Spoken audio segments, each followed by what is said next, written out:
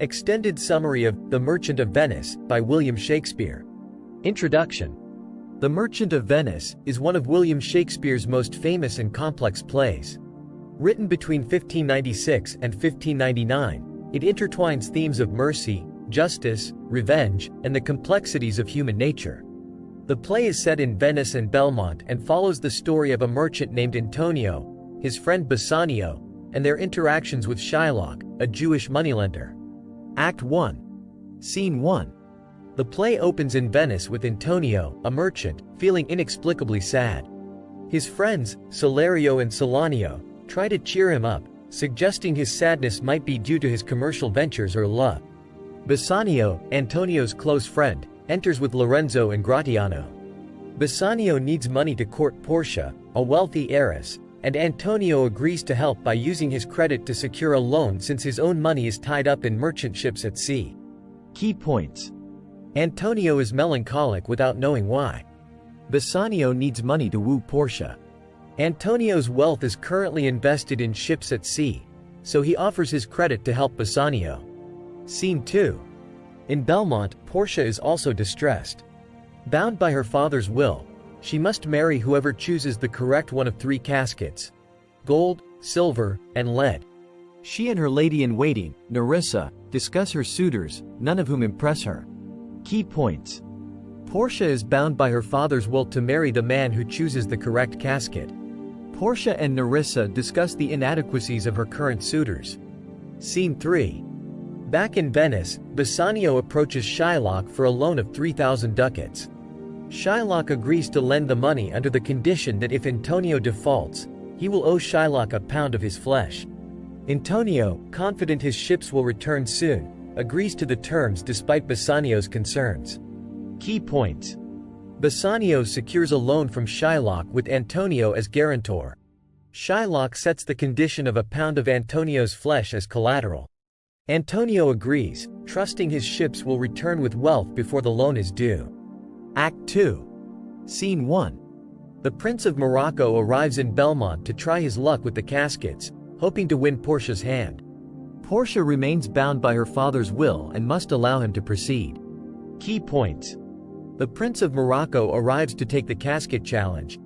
Portia must adhere to her father's will, regardless of her personal feelings. Scene 2. In Venice, Lancelot Gobbo, Shylock's servant, decides to leave his master's service. He meets his father, old Gobbo, and together they approach Bassanio to request employment. Bassanio agrees to hire Lancelot. Key points. Lancelot Gobbo decides to leave Shylock's service. He secures employment with Bassanio. Scene 3. Jessica, Shylock's daughter, reveals her plan to elope with Lorenzo, a Christian. She intends to disguise herself as a page and escape from her father's house with his gold and jewels. Key points. Jessica plans to elope with Lorenzo and convert to Christianity. She plans to disguise herself and steal her father's wealth. Scene 4-6. Lorenzo and his friends plan Jessica's escape. During a masquerade, Jessica successfully elopes with Lorenzo, taking a substantial amount of Shylock's wealth with her. Key points. Lorenzo and his friends organize Jessica's escape. Jessica elopes with Lorenzo, stealing Shylock's gold and jewels. Scene 7. The Prince of Morocco chooses the gold casket, thinking it symbolizes Portia's worth, but it contains a skull and a scroll condemning his choice. He leaves disappointed. Key points. The Prince of Morocco chooses the gold casket and fails the test. He leaves Belmont empty-handed. Act 3. Scene 1. Shylock learns of Jessica's elopement and is devastated by her betrayal and the loss of his wealth. He becomes more determined to exact revenge on Antonio, who is rumored to have suffered shipwrecks and lost his merchandise. Key points. Shylock is devastated by Jessica's betrayal and theft. He becomes resolute in exacting his bond from Antonio, who faces financial ruin. Scene 2. The Prince of Aragon arrives and chooses the silver casket, which contains a portrait of a fool and a mocking message. He, too, leaves disappointed. Bassanio then arrives and, after deliberating, chooses the lead casket, which contains Portia's portrait. He wins her hand in marriage, and they rejoice. Meanwhile, Gratiano reveals he has fallen in love with Nerissa, and the two couples plan a double wedding. Key points. The Prince of Aragon fails the casket test. Bassanio chooses the correct lead casket and wins Portia. Gratiano and Nerissa plan to marry alongside Bassanio and Portia. Scene 3. Shylock's insistence on the bond becomes stronger as he realizes Antonio's ships have not returned, making him liable for the loan. Shylock is determined to claim his pound of flesh. Key points.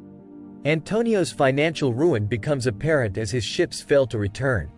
Shylock insists on claiming his bond of a pound of Antonio's flesh. Act 4. Scene 1. The trial takes place in Venice. The Duke, presiding over the case, appeals to Shylock to show mercy, but Shylock refuses, demanding the legal fulfillment of the bond. Portia, disguised as a young lawyer named Balthazar, intervenes. She first pleads for mercy, then points out a loophole. The bond allows Shylock to take a pound of flesh but not a drop of blood. Shylock, unable to fulfill the bond without shedding blood, is defeated. Furthermore, he is found guilty of plotting against Antonio's life, resulting in the forfeiture of his wealth. Antonio spares Shylock's life but demands he convert to Christianity and bequeath his wealth to Jessica and Lorenzo upon his death. Key points. The trial highlights themes of mercy and justice. Portia, disguised as Balthazar, outsmarts Shylock by interpreting the bond literally. Shylock is forced to convert to Christianity and leave his wealth to Jessica and Lorenzo. Scene 2. Portia and Nerissa, still disguised, trick Bassanio and Gratiano into giving them their rings, which they had vowed never to part with, as a reward for saving Antonio. This act sets up a humorous revelation later. Key points. Portia and Nerissa obtain Bassanio and Gratiano's rings under disguise. This act sets the stage for later comedic resolution. Act 5. Scene 1. Back in Belmont, the couples reunite. Portia and Nerissa playfully accuse Bassanio and Gratiano of giving away their rings, but they eventually reveal their true identities and the reasons behind the deception. Antonio receives news that some of his ships have arrived safely, restoring his wealth. Key points. Portia and Nerissa reveal the ring deception and their disguised roles in the trial. Antonio's financial fortunes are restored with the arrival of his ships. The play concludes with the couples united and reconciled. Conclusion. The Merchant of Venice addresses complex themes of mercy, justice, revenge, and the contrasts between appearance and reality. Shakespeare presents a multifaceted view of human nature through memorable characters and a blend of dramatic and comedic elements. The play challenges audiences to consider the depth of its characters' motivations and the ethical dilemmas they face. Final reflections. The Merchant of Venice remains a timeless exploration of human behavior and societal values. Shakespeare's intricate plot and rich character development offer insights into themes of prejudice, love, loyalty, and the often ambiguous nature of justice. This extended summary encapsulates the key events and themes, providing a comprehensive understanding of this classic play. If you enjoyed this summary and found its content valuable, don't forget to hit that subscribe button. And to make sure you never miss out on our latest uploads, click the bell icon to get alerts for all our new videos. Your support means the world to us, and it helps us bring more great content your way. Thanks for watching.